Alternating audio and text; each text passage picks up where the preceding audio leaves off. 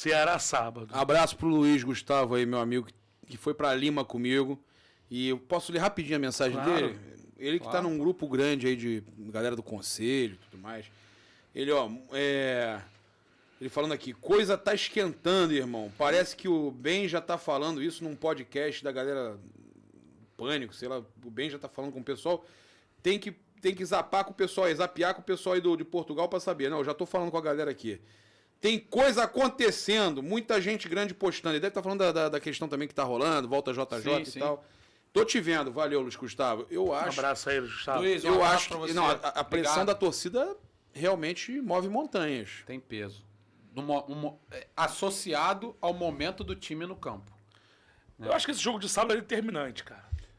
Provavelmente não teremos time titular. Por que acontece? Que acontece? É terça, né? Depois disso aí você tem Católica no Maracanã terça, aí você tem Goiás sábado no Maracanã, Sporting Cristal no Maracanã também terça, aí você tem Fluminense e Fortaleza, todos em casa. Tirando o Fluminense, que é um clássico, é tudo extremamente acessível, né? Que esse aí não conseguiu ganhar do Abel, vamos ver se vai ganhar do time do Fernando Diniz. Mas aí, e tem o Fortaleza do Vojvoda aí que vem mal. Mas assim, eles apostam nisso. Eu não aposto. Pra mim... Pra manutenção do Paulo Souza, você diz? Porque se você tem aí 5 vitórias, 4 vitórias, sei lá, e um empate, pode clarear um pouco mais a situação. Cara, a verdade Mas eu tô dizendo hoje... por resultado, não por desempenho. Entendi. Porque eu não acredito mais no trabalho do Paulo Souza acho e que coloco mais diariamente, Não taticamente falando, né? Que é a minha parte que eu falo tática. Posso fazer uma pergunta para vocês dois? Claro. Quantos treinadores do Flamengo, depois que já entraram no processo de fritura da torcida, que a torcida não aguenta mais, conseguiram se recuperar? Eu falei a mesma coisa com... Eu sempre falo isso. Depois que o peixe vai pra panela... Eu falei...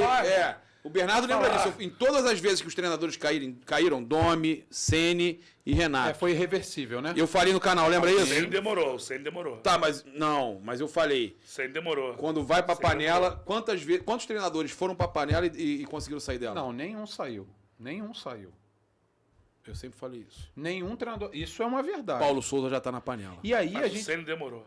Demorou um pouco mais que os outros, mas Ceni também não durante Mas o quando brasileiro... entrou na panela, ele não saiu mais. Teve até aquela reunião, né? Ele entrou no fogo. Teve a reunião lá com os jogadores do Flamengo, não teve? Na casa de um deles, se eu não me engano, né? Que parece, pelo menos eu ouvi isso por aí, não sei se é uma realidade, que ele fez uma reunião com alguns jogadores, cabeças ali do elenco, Diego Ribas, né? Pra se manter no cargo.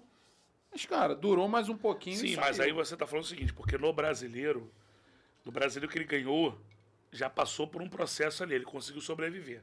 Por conta dos resultados. Eu lembro que o dia que eu perdi mais a linha... Não, resultado não, porque ele perde o jogo, mas é campeão, mas por conta do título. Dos resultados que eu digo da sequência, porque o Flamengo ele perde pro Ceará no Maracanã, depois perde pro Fluminense em seguida, e tem 2 ou 3 derrotas seguidas. Eu não sou um cara de perder a linha assim em live. Empata com o Bragantino. Eu entro na live depois do Fluminense com um título assim, Rogério Ceni some do meu Flamengo. E ele me bloqueia no WhatsApp. Então, o Rogério... tu tinha usado? Tinha. Eu mandei mensagem para ele quando ele chegou e tal. Só que, irmão, não dá. Só que ele foi campeão brasileiro. Depois pegou uma sequência de 9 jogos ali, ganhou 7 na reta final. São esses jogos que eu Ele ganhou 7, aí empatou 1, que foi contra o Bragantino, e perdeu na última pro São Paulo, né? E aí acabou, ele ganhou do Inter, né? Do Abel e tal. Sim.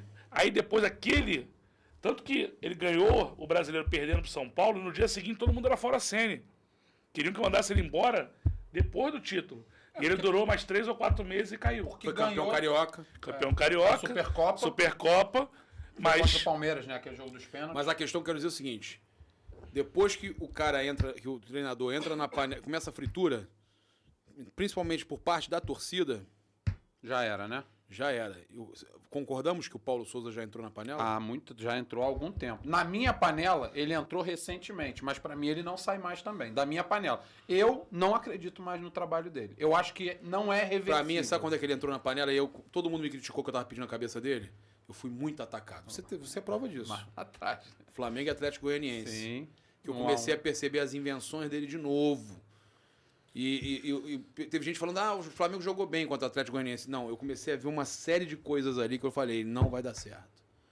não vai dar certo. Aí eu falei, aí eu entrei largando o aço. Aí nego achando que eu tava exagerando, lembra aquele momento? Lembro, claro. Aí eu segurei, falei, beleza. Foi o que eu fiz. Segurei. Aí pra alguns paparazzi tá passando pano. Não é, eu parei porque nego reclamou que eu tava pedindo a cabeça do cara, mas me encheram a porra do saco. Você não pode ter opinião, né? Não pode.